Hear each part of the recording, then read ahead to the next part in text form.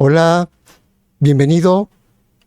Buenos días, buenas tardes, buenas noches, bonita madrugada. Todo depende de la hora en que tú te hayas conectado aquí a mi canal para que podamos platicar y que yo te cuente sobre lo que es el tema de esta entrega del día de hoy, que se llama El Imaginante. Y suena enigmático, ¿verdad? Pues ahorita lo vamos a ver de qué se trata.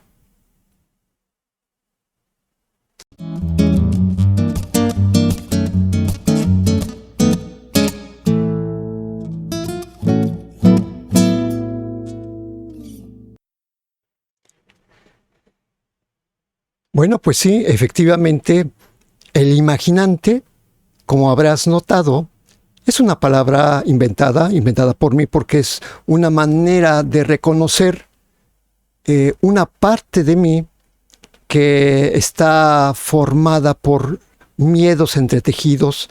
Es una parte de mí que tiene pensamientos muy intensos, irracionales, y además son pensamientos muy persistentes que, pues, básicamente me hacen ver el mundo de una manera temerosa y obviamente pues creo que todos tenemos una parte así en la que pues le hacemos mucho caso y precisamente seguimos tiene muchas precauciones, tiene mucha desconfianza hacia los proyectos nuevos, tiene desconfianza de las personas con las que te vas a encontrar. Y bueno, pues esa parte que todos tenemos, que definitivamente no tiene nada que ver con el instinto de conservación, porque pues las reacciones del instinto de conservación siempre son como actos reflejos. Pero esto del imaginante es básicamente una forma de percibir el mundo y estar siempre en guardia. Y bueno, pues todos hemos obedecido sus mandatos. Yo he obedecido los mandatos del miedo, del imaginante, y el imaginante pues me ha conducido inclusive hasta pues a experimentar terror. Y entonces pues llega momentos en que uno dice, hay que poner un alto a esta circunstancia, a esta forma de responder ante la vida, porque el imaginante siempre va a negar tus talentos, tus habilidades, y pues yo mismo lo veo como una parte de mí de la que tengo que aprender mucho, pero que procuro no consentirlo. ¿Por qué? Porque es un paranoico, es mi paranoico interior, es el abogado del diablo, el que siempre me da consejos acerca de lo que no soy y de lo que debería ser, y bueno, pues es mi enemigo mental. Así que como es costumbre, pues siempre comparto una anécdota de lo que me ha ocurrido a lo largo de la vida, y te voy a contar esta anécdota, pues donde yo me vi imbuido de mucho terror, y estoy hablando de hace más de 20 años, en las que precisamente por el miedo de las circunstancias que tenía desconfianza de mí mismo, entonces me embarqué en aceptar créditos de las tarjetas de crédito, y entonces pues me ponía yo muy optimista a trabajar, pero me daba cuenta que no me alcanzaba lo que yo tenía, y entonces recurría a préstamos que me tomaba de las tarjetas para seguir adelante, ¿no? Y bueno, te imaginarás, yo tuve todas las tarjetas de crédito y pues en ese entonces eran montos de 30,000 pesos y todos las debía. Llegó a un grado en que por tratar de mantener mi negocio, un negocio que no funcionaba muy bien, que se mantuviera flotando, pues tomé muy malas decisiones, e inclusive dejé de pagar la luz en diferentes lugares donde yo estaba, porque estuve teniendo una especie de me mudaba muy seguido, un peregrinaje a diferentes colonias en el Estado de México, y cuando abandonaba los lugares se quedaba la luz sin pagar, Y entonces es un hecho que cuando me invitó mi suegra a vivir en su casa para que no anduviéramos del tingo al tango, pues también me pasó lo mismo. Y entonces, estando en casa de mi suegra, pues vivíamos bien, pero yo siempre no dormía. Estas arrugas que tú ves que tengo aquí se formaron en esa época porque estaba yo siempre muy tenso, muy enojado y entonces pues mi respuesta a las deudas era simplemente huir. Y pues bueno, definitivamente pues no era la cuestión más favorable, por supuesto. Huir de tus miedos no sirve de nada.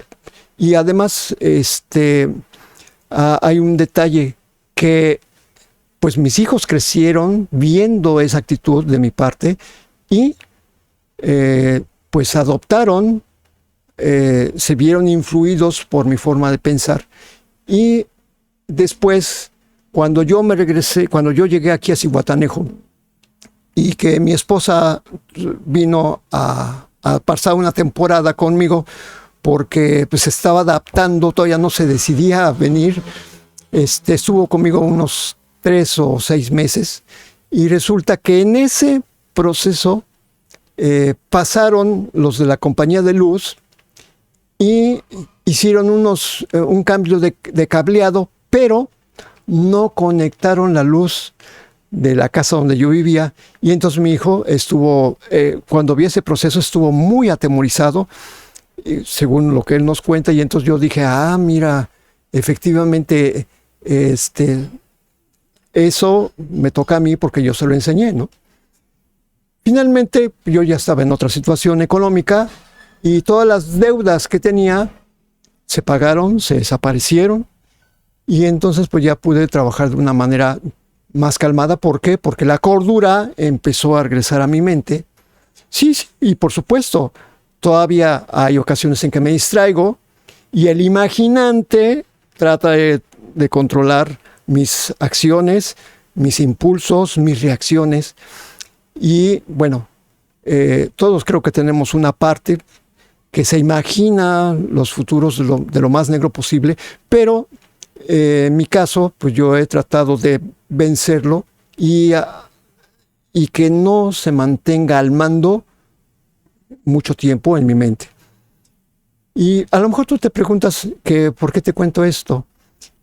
Pues mira, es un desahogo profundo, o sea, una catarsis, porque me permite tomar distancia y ver en perspectiva los miedos y los hábitos pretéritos que tuve y que ahora me doy cuenta que todo pudo haber tenido solución y que simplemente me estaba revolviendo, me estaba enlazando, me estaba anudando en mis propias interpretaciones que estaban incorrectas. Y bueno, pues obviamente esto es como un confesionario. Lo has notado si has visto mis otros programas.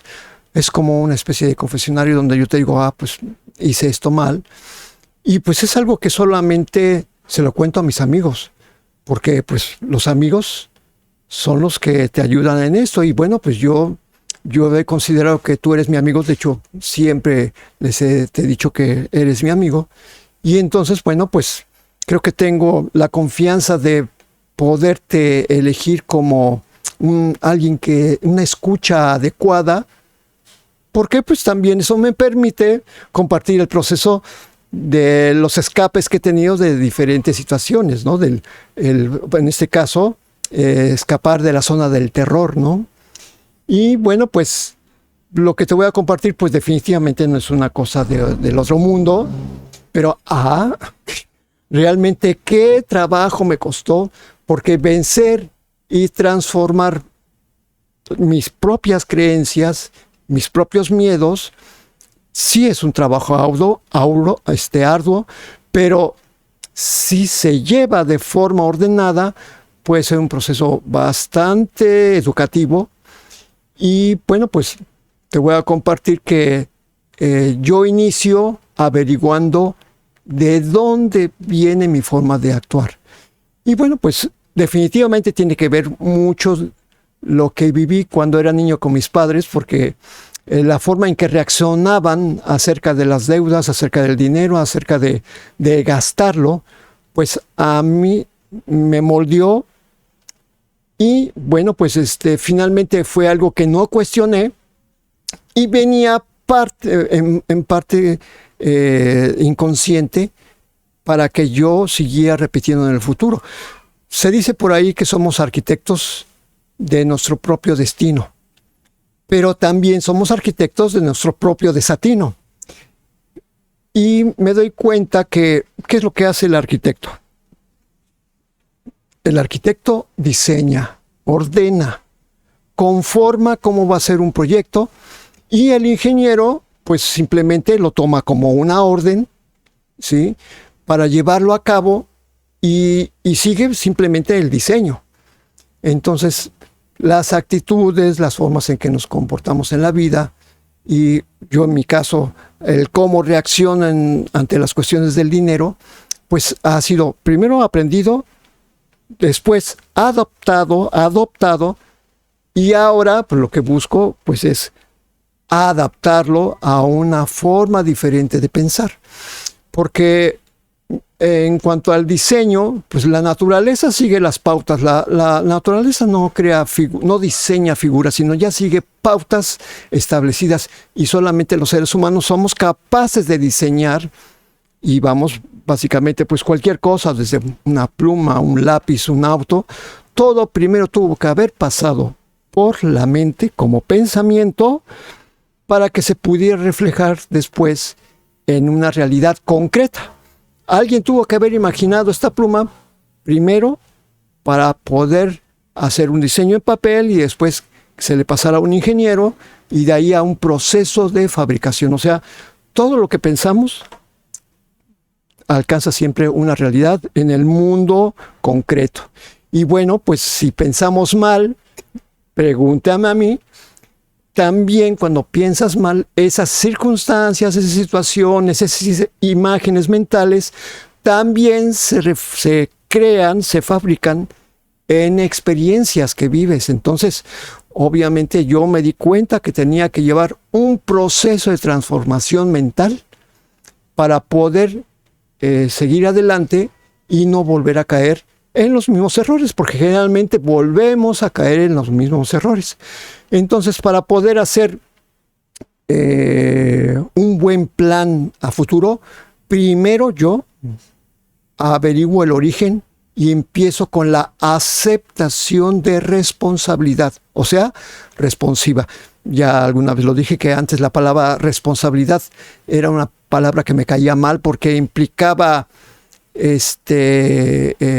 como una falta. Es que eres un irresponsable, ¿sí? Y entonces, pues me hacían sentir mal eso, ¿no? Pero ahora lo veo, no, pues que responsabilidad es una palabra poderosa, y como lo dije en otra entrega, pues responsabilidad es la capacidad de responder asertivamente a un problema, a una circunstancia o a una persona.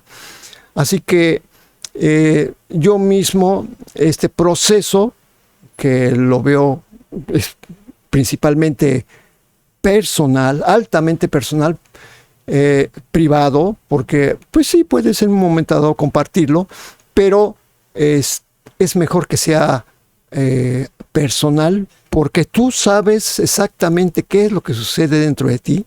Tiene que ser sincero, o sea, mi proceso es sincero e íntimo. Generalmente lo escribo para poderlo repasar, para corregirlo, también admito las emociones que siento al momento, porque si estoy sincero, pues es volver a sentir las presiones, volver a sentir los miedos, pero definitivamente examinarlos, y entonces ya con las pincitas de un criterio amplio decir, este es un programa que me hace funcionar mal. Vamos a ponerlo aparte, lo escribimos para poner en cuenta. Y así vas seleccionando esos factores mentales que te hacen actuar de una manera equivocada, y que te hacen sentir dolor, te hacen sentir culpable, te hacen sentir incapaz. y obviamente pues tu autoestima se baja. Así que, bueno, pues también me ayudo grabando soliloquios en el celular. O sea, generalmente cuando empiezo a escribir, de repente viene todo un rollo, vamos a decirlo así, y entonces es más rápido grabarlo que escribirlo. Y generalmente cuando empiezas a grabar, pues sueltas muchas cosas y a lo mejor cuando lo estás grabando sientes que estás diciendo tonterías, pero finalmente, digo, a mí me pasa, pero lo dejo y después al día siguiente lo escucho y digo, mira, aquí hay muchas cosas que son muy buenas de resaltar y que las paso precisamente a ese expediente que estoy escribiendo, y normalmente esto me lleva de 2 a 7 días para tratar de sacar lo mayor posible.